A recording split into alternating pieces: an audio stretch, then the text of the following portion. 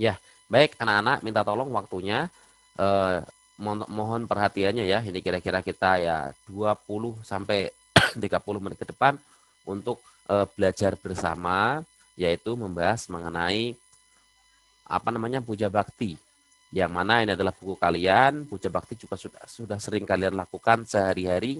Puja bakti merupakan memang aktivitas dari umat Buddha, ya, yang mana setiap orang pasti sudah pernah melaksanakan yang namanya puja bakti. Terutama kalau pas nggak pandemi, biasanya selama seminggu sekali orang tua kalian ikut kebaktian di wihara. Kebaktian atau puja bakti itu sama, ya, hanya beda istilah. Orang menyebutnya kebaktian atau orang lain menyebutnya puja bakti itu sama. Itu adalah suatu perbuatan baik, suatu ritual, suatu rutinitas yang dilakukan oleh umat umat Buddha. Ya, ini adalah contoh puja bakti. Kalian pasti tahu kalau misalnya suruh mengamati ketika puja bakti ada apa saja. Pasti tahu. Yang mana di situ sudah ada altar pasti. Altar itu isinya apa aja? Nanti kita bahas di situ. Tanpa kita bahas pun saya yakin kalian sudah memahami. Kenapa? Karena waktu SD kelas 4 sudah belajar itu anak-anak. Sudah belajar mengenai sarana puja. Ada apa saja, ya. Nah, biasanya kita lakukan ketika puja bakti ya yang sudah pasti kita adalah membaca parita, kemudian bermeditasi, dan paramita. Seperti kalau kalian sedang sekolah minggu, atau kalau kalian mengikuti kegiatan remaja misalnya, atau kalau misalnya kalian mengikuti kegiatan kebaktian umum, ya itu pasti kalian sudah melakukan puja puja bakti. Pengertian puja bakti saya kira sudah sangat paham sekali. Yang namanya puja bakti itu adalah suatu bentuk penghormatan. Kepada siapa? Kepada Triratna tentunya. Ya, ini puja bakti, puja itu adalah menghormat. Tujuan puja adalah kita untuk melakukan penghormatan kepada Buddha. Kenapa? Karena Buddha telah mengajarkan kebenaran. Ya, puja itu layak dihormati. Itu terletak dalam Parita Manggala Sutta. Puja ca puja niantang etang manggalang utama. Artinya, menghormat kepada yang patut dihormati, itulah berkah utama. Jadi yang patut dihormati itu salah satunya adalah Sang Buddha. Kenapa Sang Buddha? Karena beliau sudah sempurna pengetahuan tindak tanduknya. Ya, mereka Sang Buddha itu telah mengajarkan kebenaran kepada kita semua, dan kalau kita mempraktekkan kebenaran itu pasti hidup kita akan bahagia. Nah, tidak hanya kepada Buddha, kita juga melakukan puja terhadap Triratna. Yang mana Triratna itu saya kira kalian sudah hafal semua, tidak perlu dijelaskan, begitu ya. Jadi salah satu dari Triratna itu adalah Sang Buddha itu sendiri. Dan tujuan Buddha yang lainnya adalah kita sebagai ungkapan rasa syukur atas kebaikan, atas kebahagiaan yang kita rasakan. Kenapa? Karena kalau kita mengikuti ajaran Sang Buddha, kita mempraktekkan Dhamma setiap saat dalam aktivitas kita, pasti kita hidupnya akan bahagia. Nah, kalau kita bahagia, sebagai ungkapan rasa syukur kita, yaitu mengucapkan terima kasih. Terima kasihnya bagaimana kepada Sang Buddha? Dengan mempraktekkan ajarannya. Salah satunya apa? Membaca parita, meditasi. Nah, itu semuanya ada di dalam praktek dari puja puja bakti. Makanya ketika puja bakti pasti biasanya di wihara-wihara kalian tuh pasti ada yang satu baca parita, pasti ada. Yang kedua meditasi pasti ada. Yang ketiga dana paramita pasti ada. Yang keempat biasanya ceramah, mendengarkan dhamma, mendengarkan khotbah. Nah, semua praktek itu anak-anak, semua praktek empat tadi itu, praktek minimum itu sudah dilaksanakan pada zaman Buddha. Bagaimana sejarahnya? Nanti ada di bagian belakangnya. Ya. Nah, berikutnya cara cara melakukan puja bakti. Ya, cara melakukan puja bakti juga penting. Ya, umat Buddha biasanya melakukan puja bakti itu dengan memberikan persembahan, memberikan penghormatan. Nanti kalian akan belajar macam-macam penghormatan. Berbeda persembahan dengan penghormatan. Kemudian mengulang ajaran Buddha dalam bentuk sutta dan parita. Sekali lagi, hal-hal ini itu semua sudah dilakukan pada zaman Sang Buddha. Zaman Sang Buddha dan zaman ketika Buddha sudah parinibbana, hal itu juga tetap dilaksanakan. Memberi persembahan dengan menaruh sesuatu di altar. Kalian pasti tahu apa yang ada di altar. Ada lilin, bunga, dan sebagainya itu. Dan kalian ketika menaruh di altar juga harus tahu makna-maknanya, anak-anak. Begitu kan? Nah, kemudian memberi penghormatan itu kan di dalam agama Buddha ada 3 jenis penghormatan. Yang paling gampang adalah Anjali, Namaskara, kemudian Pradaksina. Nah, itu penghormatannya juga. Dan kemudian membaca sutta atau parita ini biasanya sering kalian lakukan di wihara. Kayak tadi disampaikan di awal. Ketika puja bakti pasti kita melakukan hal itu. Dana paramita sudah pasti. Meditasi, mendengarkan dhamma, membaca parita sudah pasti dilakukan. Nah, ini juga penting ini anak-anak. Pak, apakah persembahan, apakah altar itu wajib, Pak? Tidak, anak-anak. Ini dikatakan ini tidak wajib sesuai dengan buku Epaseko itu. Tidak wajib ada yang namanya altar, kemudian persembahan, citra Buddha itu tidak wajib. Citra Buddha itu rupang Buddha atau gambar Buddha. Enggak wajib ada. Yang kita mau melakukan penghormatan kepada Sang Buddha, yang wajib ada itu adalah batin yang tulus, bersih, penuh penyadaran itu yang diadakan. Jadi niat kalian, tekad kalian, ya bukan berarti kalian menghias altar yang begitu mewah bagus. Cara menghormatnya begitu tidak. Cara menghormatnya adalah yang paling diutamakan itu dengan pikiran yang sangat baik, yang bersih, yang tulus. Begitu ya. Jadi altar boleh itu sebagai penyemangat kalian, sebagai pengingat kalian, sebagai penambah keyakinan kalian.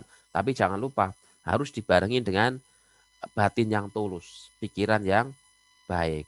Nah, ini tadi di awal salah satu puja itu kan kita tujuannya adalah menghormat kepada Triratna. Kenapa Triratna? Nah, kita akan melihat kenapa kita memberi hormat kepada Buddha, kepada Dhamma, kepada Sangha. Nah, ini sudah sangat jelas. Kenapa umat Buddha memberikan penghormatan kepada Buddha? Karena Buddha melambangkan kesadaran. Jadi kalian kalau mau menghormat Buddha itu berarti kalian melambangkan kesadaran dalam diri kalian, menyadari apa yang kalian lakukan, menyadari setiap saat. Buddha itu artinya sadar. Karena sadar itu sangat penting. Kalau kalian sadar pasti akan terhindar dari mara bahaya. Kalau kalian tidak sadar, ya sangat berpeluang besar untuk untuk menjadi masalah, untuk terkena masalah ketika melakukan sesuatu. Ketika kalian misalnya nggak sadar atau kurang konsentrasi, ketika berjalan bisa terjatuh dan sebagainya ya. Umat Buddha juga memberikan penghormatan kepada Dhamma. Kenapa? Karena Dhamma itu adalah sebagai ajaran Sang Buddha yang menuntun kita ke arah pembebasan, yaitu merealisasi nibbana. Makanya kalau kita melakukan puja bakti itu sudah pasti kita juga mempraktekkan Dhamma. Apa yang kita praktekkan? Baca parita, meditasi, dana paramita, dan sebagainya. Ya, dan umat Buddha juga melakukan puja bakti untuk menghormat Sangha. Sangha adalah melambangkan kesucian. Sangha yang dimaksud di sini adalah bukan sangha biasa, tapi adalah Arya Sangha. Arya Sangha itu artinya adalah para biku yang sudah mencapai kesucian. Kesucian itu ada 4 yang mana kalian sudah tulis beberapa waktu yang lalu. Ya, sehingga kalau kita menghormati Triratna ini, kita akan semakin yakin hidup sesuai dengan Dhamma, menjalankan praktik hidup sesuai Dhamma, maka kalian nanti semuanya bisa hidupnya bahagia. Ya, itu jadi tujuan puja bakti. Kita adalah menghormat kepada Triratna. Ya. Nah, berikutnya, macam-macam puja. Dalam agama Buddha, anak-anak, penghormatan itu ada 2 jenis. Ya, 2 macam puja. Puja dalam agama Buddha itu ada 2. 2 ini adalah sama-sama yang disarankan oleh Sang Buddha. Ada 2 kelompok. Ada 2 kelompok puja. Yang pertama itu adalah Amisa puja. Amisa puja sesuai dengan gambar itu adalah menghormat berupa materi. Memberi persembahan berupa materi, berupa benda. Ya, ini tergolong penghormatan biasa anak-anak. Yang nilainya dibilang rendah, tergolong rendah. Ya, memberi penghormatan berupa benda. Nah, yang kedua adalah pati-pati Buddha, pati-pati puja. Pati-pati puja adalah menghormat dengan mempelajari dan mempraktekkan. Ya, jadi kita nggak cukup mempelajari, tetapi mempraktekkan Dhamma Sang Buddha itu. Contoh di dalam gambar itu adalah Parita Pancasila Buddhis. Jadi orang ini bertekad untuk melaksanakan tidak mencuri. Nah, itu jauh lebih penting. Jauh lebih tinggi nilainya dibandingkan memberikan persembahan. Tapi apakah kita nggak boleh, Pak, memberikan amisa puja? Boleh, anak-anak. Umat Buddha boleh memberikan amisa puja. Memberikan nama puja itu berarti memberikan berupa benda yang kalian bisa pegang. Ketika ada biku, pagi-pagi kalian memberi dana makan. Ketika kemarin di sekolah ada perayaan Waisak, katanya kalian memberikan persembahan jubah dan sebagainya. Itu termasuk masih kelompok Amisa Puja. Kelompok Pati-Pati Puja itu adalah jenis puja dengan Pati-Pati Puja itu adalah dengan mempraktekkan setelah kalian mempelajari Dhamma. Kan kalian dari kelas 1 sampai saat ini, kalian di kelas 8 selalu belajar Dhamma itu. Salah satunya adalah melalui pendidikan agama Buddha yang di sekolah. Itu kan Dhamma juga. Nah, setelah kalian memahami semua Dhamma itu, tidak cukup hanya dipahami anak-anak. Tapi kalian perlu mempraktekkan dalam rutinitas kalian sehari-hari. Mempraktekkan Dhamma juga sebagai cara tertinggi untuk menghormat kepada Buddha. Ya, mempraktekkan Dhamma itu anak-anak. Oke, itu adalah 2 macam puja. Nah, berikutnya, nah ini yang mengawali anak-anak, yang mengawali praktek puja sampai saat ini, yang mengawali sejarahnya ini ya, sejarah puja ini dari kebiasaan Biku Ananda pada zaman Buddha. Ya, yang mana kalian pasti tahu Biku Ananda itu siapa? Biku Ananda itu anak-anak adalah biku yang selama 25 tahun mengabdikan dirinya untuk melayani Buddha. Ya, untuk melayani Buddha. Nah, apa saja kebiasaan Biku Ananda ini anak-anak? Kebiasaan Biku Ananda ini adalah 1, mempersiapkan tempat duduk Buddha. Yang kedua, mempersiapkan bunga yang ada di altar maupun di kuti Sang Buddha. Menyalakan dupa sebelum Buddha datang. Ini dilakukan Biku Ananda itu setiap hari secara rutin.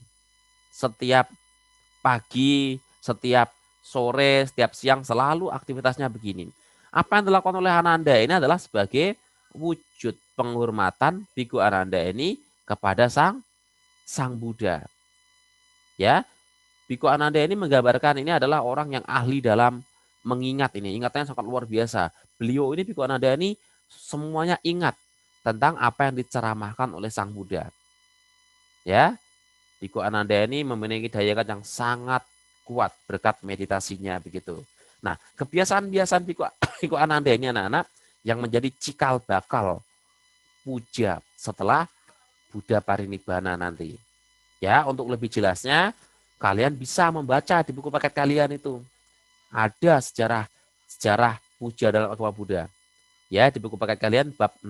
Nanti tolong dibaca. Syukur-syukur kalau kalian bisa membaca dari Google atau kalian bisa melihat referensi dari YouTube itu juga lebih bagus. Cari coba. Ya. Nah, tempat puja bakti. Tempat puja bakti itu di mana saja? Ya, bisa di mana saja anak-anak. Bisa di wihara, cetia, arama, rumah, candi. Tapi kalau secara umum ya umat Buddha melakukan puja itu di wihara. Kemudian di cetia. Cetia itu lebih kecil, ya, lebih kecil daripada wihara. Kalau tadi kalian membandingkan ini wihara ini dari luarnya saja sudah terlihat bagus, megah, pasti luas dalamnya. Nah, kalau cetia ini ya sederhana seperti ini.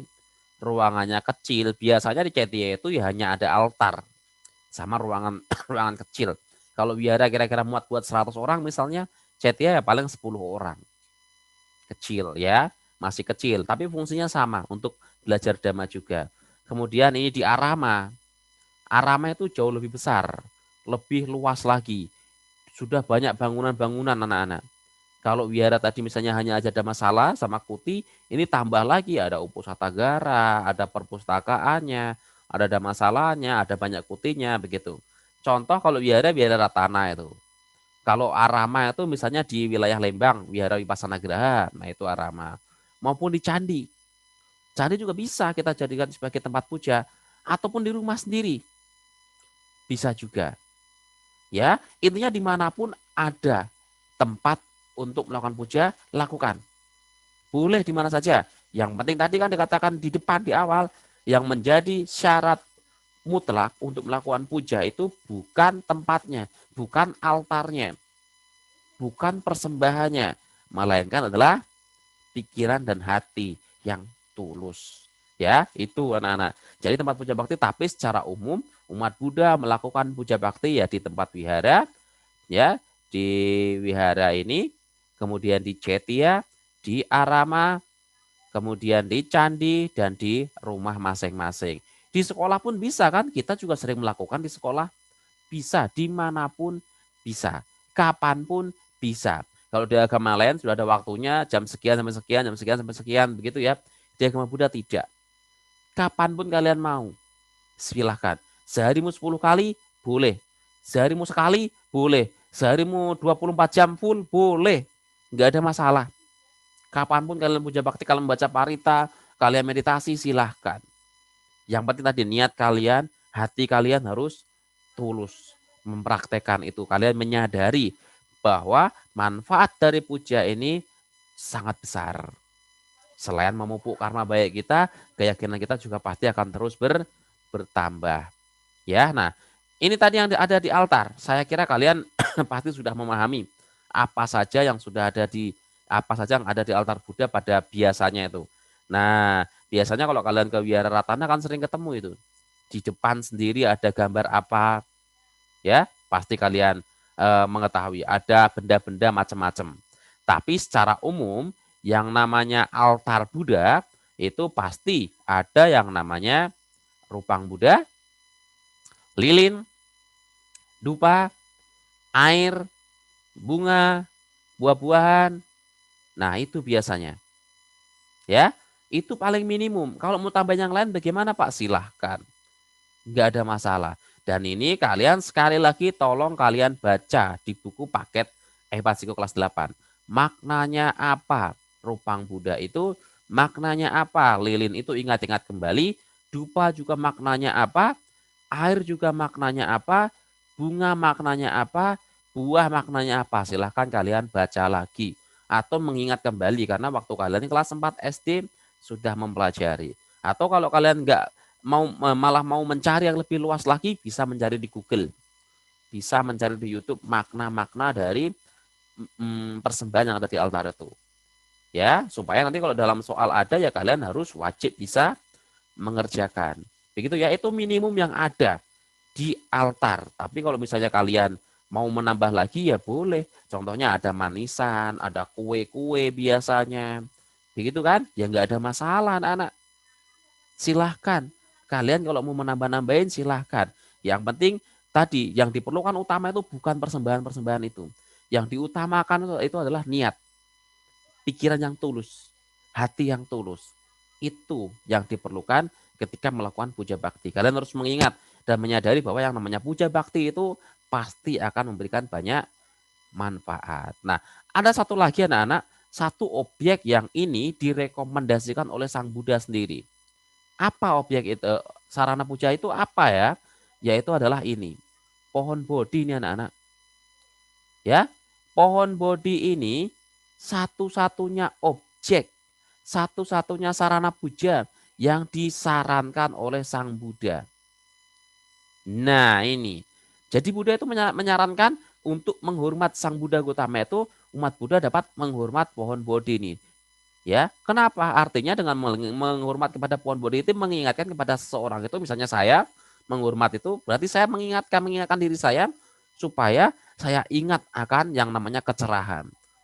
Supaya saya ingat akan terus berjuang, terus berbuat baik sehingga mencapai pencerahan. Karena pohon bodi itu adalah pohon yang digunakan oleh Bodhisattva Gautama, Petapa Gautama untuk menjadi seorang Buddha. Nah, kalau saat ini kalian belum punya pohon bodi, bisa itu mencari pohon bodi.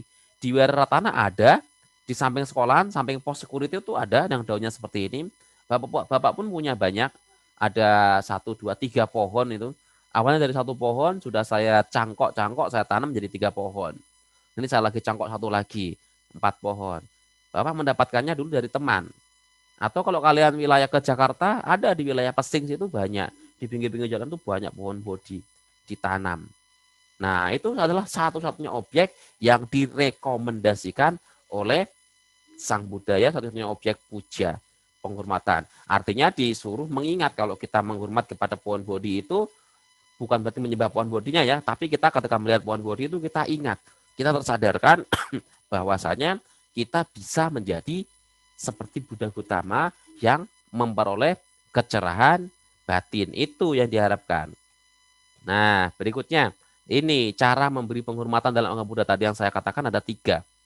Ya, ada 3 macam cara memberi penghormatan kepada Triratna. Yang pertama Anjali, saya kira ini Anjali kalian sudah sangat paham sekali apa itu Anjali. Di gambar juga sudah sangat jelas, yaitu merangkapkan kedua tangan. Waktu di Wihara Ratana, waktu keagamaan juga sudah Bapak infokan jaraknya berapa kira-kira idealnya satu kepal dari dagu kita ini letaknya. Ya, kemudian selain Anjali, yang kedua adalah Namaskara ini. Namaskara itu adalah menghormat dengan bersujud, yang mana 5 titik dalam tubuh kita itu harus menyentuh lantai. Ya, ini 5 titiknya. Kalian ingat-ingat kembali. 5 titiknya itu apa saja, sehingga nanti kalau ada soal kalian harus bisa menyebutkan 5 titik yang menyentuh lantai ketika bernamaskara itu apa. Ini pas namaskara yang sempurna ini. Kalian coba analisis 5 titiknya itu apa saja, atau kalian ingat kembali 5 titik yang menyentuh lantai itu apa saja. Silakan nanti kalian analisis kembali. Ya. Nah, selain beranjali tadi, selain namaskara ada satu lagi, yaitu pradaksina. Pradaksina itu adalah menghormat dengan mengitari objek yang dipuja, dalam hal itu candi, ya, searah jarum jam sambil tangan beranjali berjalan 3 kali mengelilingi objek. Misalnya kalau misalnya pas Waisak, biasanya dulu ketika nggak pandemi banyak wihara-wihara itu yang mengadakan kegiatan berdaksina dengan mengelilingi objek berupa wihara atau candi atau kelenteng atau yang lainnya, ya, biasanya begitu.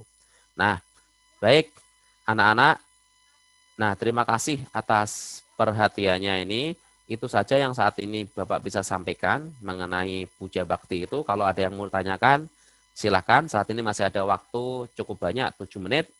Silakan. Kalau tidak ada, nanti langsung ke penugasan. Ya, ada yang mau tanyakan?